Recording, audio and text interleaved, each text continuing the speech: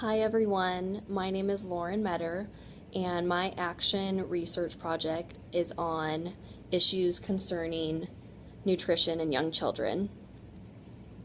I chose this topic because of three reasons. One, nutrition has become a trend all over the United States, as most of you know. Everywhere you look, there's posters of, men and women who are fit and working out, and there's posters of all the different nutritional places that are coming to Riverside.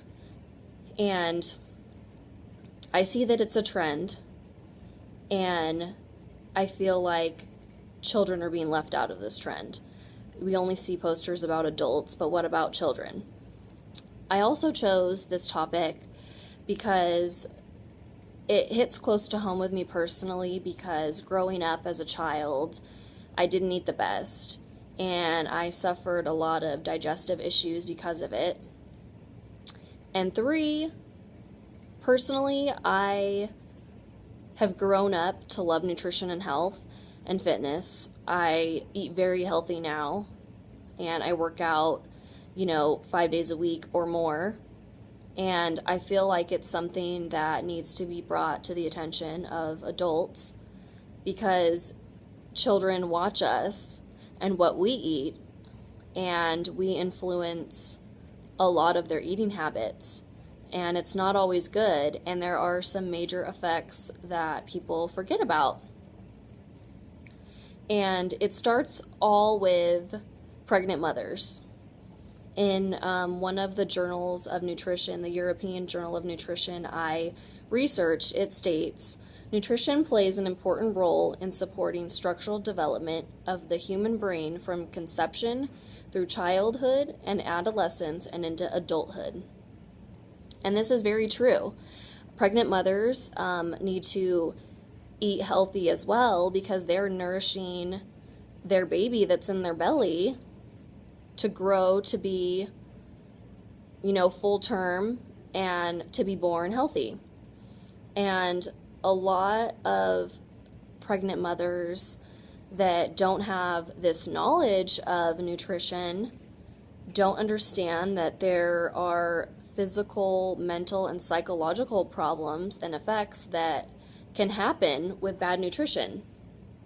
So my action research project is basically to help parents, teachers, the big influences in children's lives, to implement and give the children as well as parents knowledge of how important healthy nutrition is for young children, as well as the physical, mental, and psychological effects.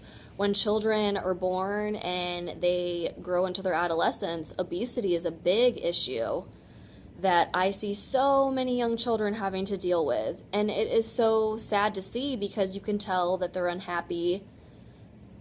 Children get made fun of, they lose friends, and that's all a huge deal when you're a young child. And it's not okay that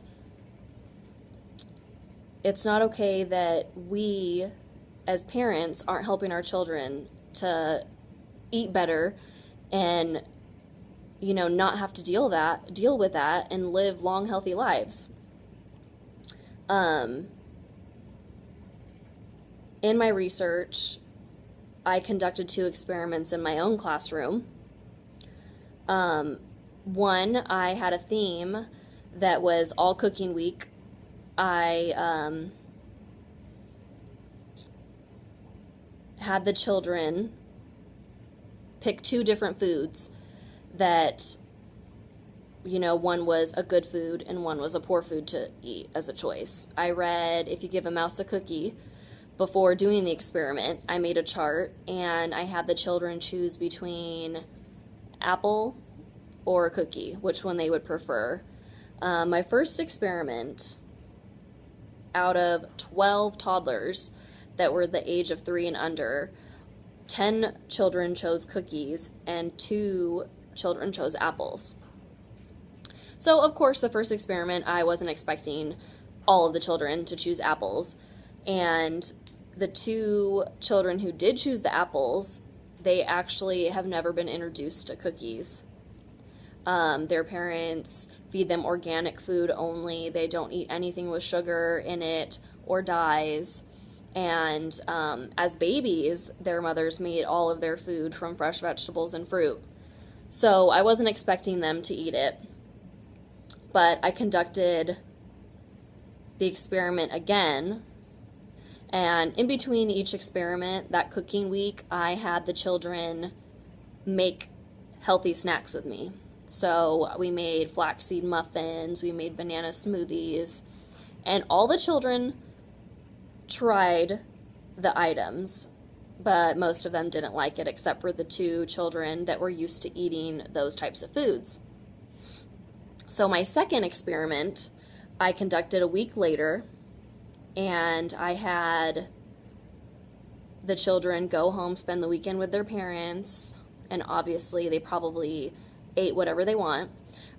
With permission from the parents, I had asked them, if their child could try the cookie to see if they like it and the apples, and all of the parents agreed.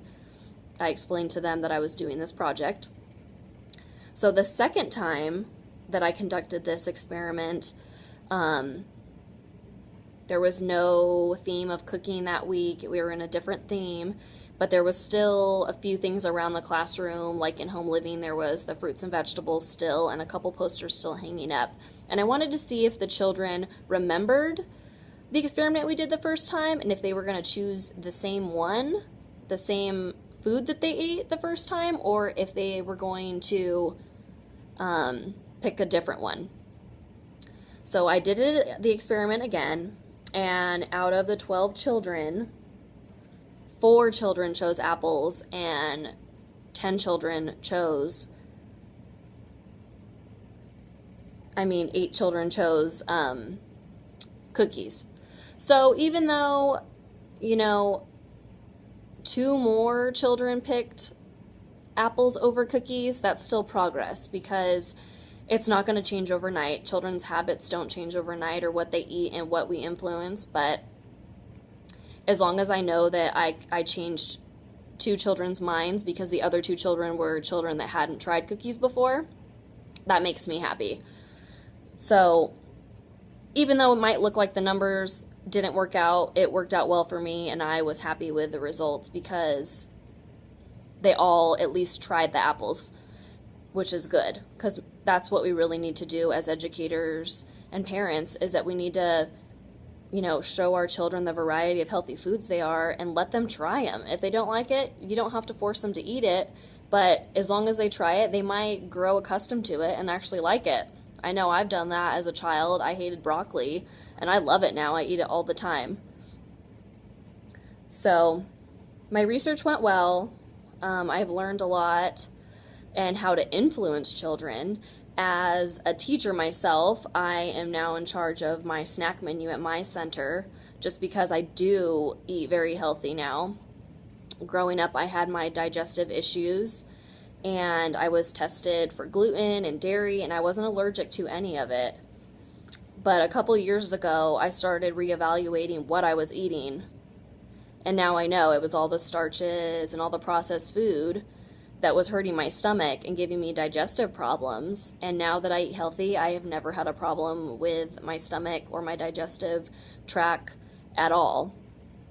So it is very important that children, are exposed and learn about good nutrition, because it is vital for their growth and for their life. And we all want our children and our students to grow old and grow and have long, healthy lives, and it starts with the parents and teachers. If we can implement it and influence them and tell them it is okay to eat those good foods, it's not bad for you, and tell them how it makes them so strong and helps their bodies grow, then we've done our job. So I hope this was a little informative for you as to why I chose this topic. My research went very well, and I'm very excited to see what the future holds for the new school year for me, since I've reevaluated the snack menu at my own work. So thank you for watching, and good luck with all your action research projects. Bye.